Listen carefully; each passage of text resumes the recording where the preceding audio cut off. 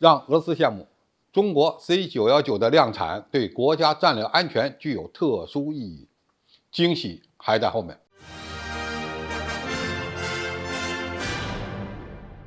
观众朋友，大家好，我是付全爽。最近，俄罗斯的民航公司正因为西方制裁而陷入困境，新的大飞机买不到了，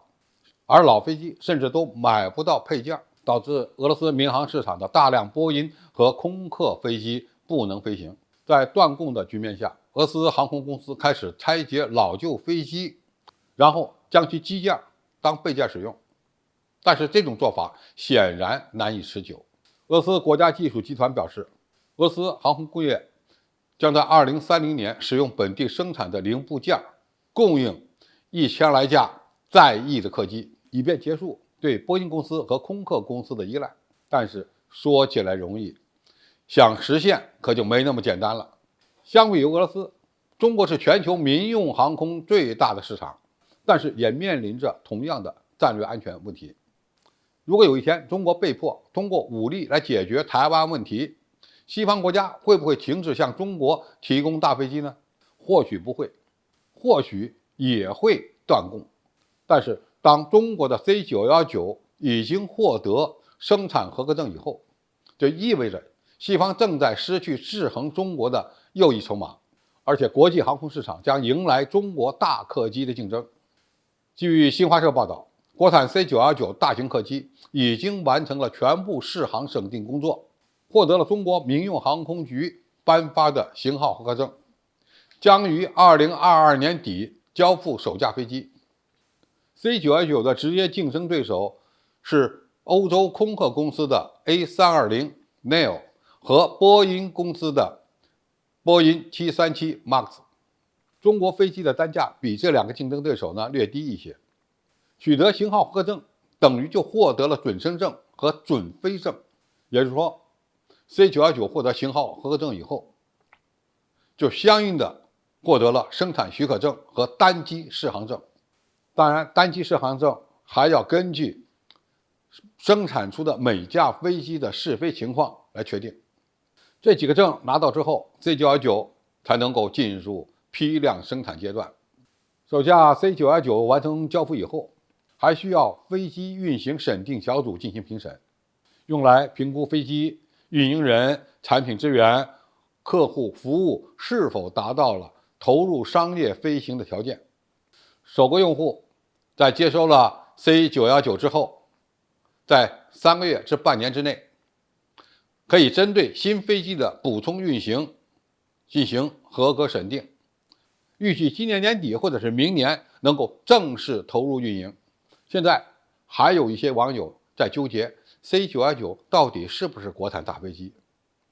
其实2015年的时候， C919 的国产化率已经将近60%了。到目前为止，在全球范围内， C919 已经有了815架的订单。其实目前全世界生产的客机，包括空客公司和波音公司生产的客机，都不是一国包办的。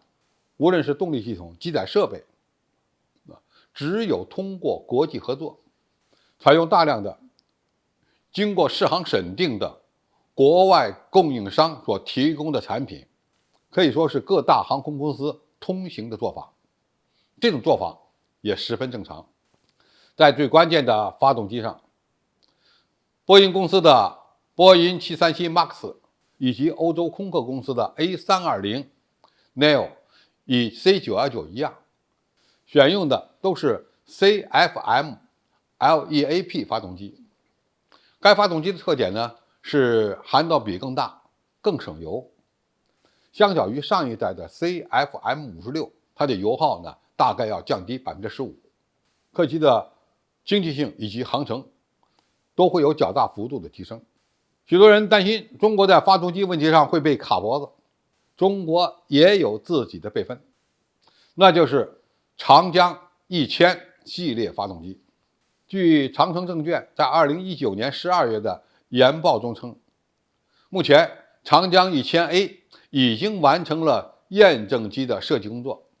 正在开展零部件试制和试验工作，预计于2025年正式服役。现在问题是，为什么说 C919 飞机它的量产具有战略意义呢？因为中国将由此而建立一套大飞机的产业链，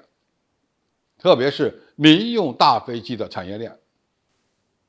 并且在应对国家重大经济战略安全问题上不再受制于人。采用国产发动机的 C919， 今后一旦某些国家对中国实施制裁，我们完全可以依靠自己的力量，使 C919 的国产化率进一步的提升。一旦我们的动力装置完全实现了国产化，那么 C919 还有可能参军入伍，也就是民转军，比如将其改型为空中预警机、战场指挥机、电子侦察机等等。这对我们未来的军事战略安全也具有同样重要的意义。好，今天评述就到这里，谢谢大家收看，我们下期再见。